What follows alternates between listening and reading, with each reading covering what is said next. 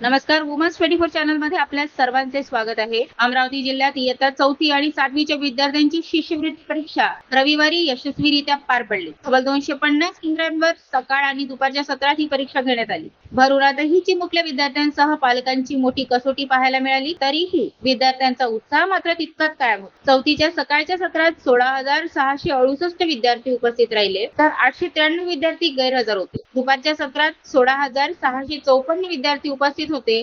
त्याचप्रमाणे 7वीच्या पहिल्या सत्रात 10,655 विद्यार्थी परीक्षेला बसले, तर दुसऱ्या सत्रात 10,651 विद्यार्थ्यांनी सहभाग नोंदवला. यंदा या परीक्षेला जिल्ह्यातील तब्बल 28,950 विद्यार्थी पात्र ठरले होते. ग्रामीण आणि शहरी भागातील शाळांनी घेतलेल्या विशेष सराव वर्गांमुळे निकालाची टक्केवारी वाढण्याची शक्यता व्यक्त केली जात आहे. विद्यार्थ्यांच्या सोयीसाठी जवळच्या केंद्रांवर परीक्षा आयोजित करण्यात आली होती. तसेच गैरप्रकार टाळण्यासाठी कडक पोलीस बंदोबस्त, 1,348 पर्यवेक्षक आणि भरारी पथकांची नेमणूक करण्यात आली होती. 8 वर्षांच्या खंडानंतर पुन्हा एकदा 4थी आणि 7वीसाठी शिष्यवृत्ती परीक्षा सुरू करण्यात आली आहे. त्यामुळे विद्यार्थ्यांच्या शैक्षणिक प्रगतीला नवी दिशा मिळणार आहे. या संदर्भात अधिक माहिती देताना शिक्षण अधिकारी प्रिया देशमुख यांनी काय सांगितले, पाहूया त्यांच्या खास बाईटमध्ये. महाराष्ट्र प्राथमिक शिक्षण परिषद यांच्या मार्गदर्शक सूचनानुसार 26 एप्रिल 2026 रोजी 4थी आणि 7वीची शिष्यवृत्तीची परीक्षा पार पडली. ही परीक्षा 250 केंद्रावर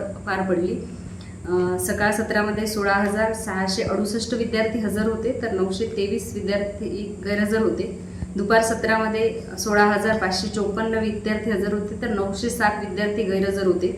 7वीमध्ये सकाळ सत्रामध्ये 11,655 विद्यार्थी उपस्थित होते, 636 विद्यार्थी गैरहजर होते. तर दुपार सत्रामध्ये 10,651 विद्यार्थी हजर होते, तर 740 विद्यार्थी गैरहजर होते.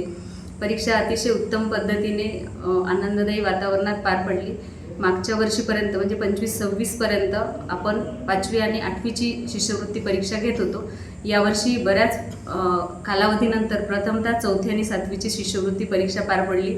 अतिशय उन्हाचं वातावरण असून सुद्धा विद्यार्थ्यांनी या परीक्षेसाठी हजेरी लावली. शिक्षण विभागाने केलेल्या आवाहनाला प्रतिसाद देत अतिशय उत्तम पद्धतीने आमच्या संपूर्ण टीमने ही परीक्षा पार पडली. त्यासाठी सर्वांचे अभिनंदन आणि परीक्षा देणाऱ्या विद्यार्थ्यांचे सुद्धा अभिनंदन.